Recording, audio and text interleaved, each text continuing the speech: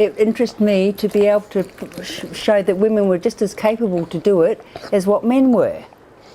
So it gave me a career possibility, and to show also that women were, like I said,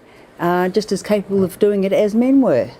Billinda blew me away really when I first met her and Rio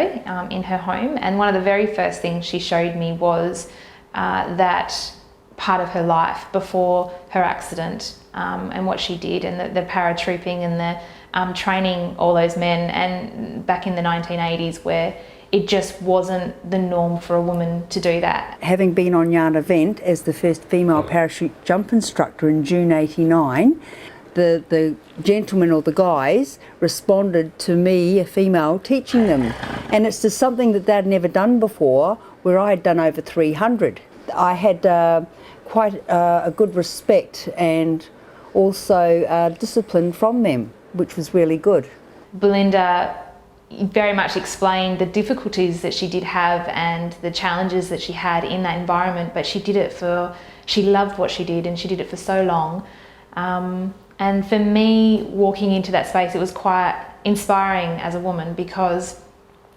that just completely broke down the stereotype and that gendered norm of what women are capable of. The first jump was apparently okay, but it was the second jump when I had jumped out at 10,000 feet, had done a four-way with 4 people connecting, and then we separated to be able to deploy our canopy, which it opened all right, but coming down to 40 metres to the target on the ground, I turned the canopy and there was a wind turbulence which collapsed the canopy and did a candlestick, where I fell, landed on the target, but I didn't get the prize because I couldn't walk away, because I had actually fractured my femur, my right femur, pelvis in 3 places, and orbital floor, where I've now got optical nerve damage, leaving me with homonymous hemianopia, which is loss of your right peripheral vision, which is half of both eyes is now black. She also breaks down those barriers and those stereotypes around disability and what people who are living with a disability are capable of, and all she needs is the little bits of support in some parts of her life to maintain that, but otherwise she is quite capable and very inspiring. On Mondays we have Life Club at Bortello Park with people with disabilities, and it's just getting us all together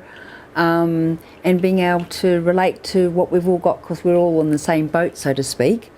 And then of course on Thursdays we have Luncheon Club where they pick me up and Rio, and then we go to different places. She doesn't have, you know, the live-in carer or the family around her, and I think Chorus have kind of become her family in that aspect, and it's just enabled her to live the life that she chooses, and that's exactly what we love to see. I think it's terrific that they have these people like Chorus who can help you with where you are and what you've got.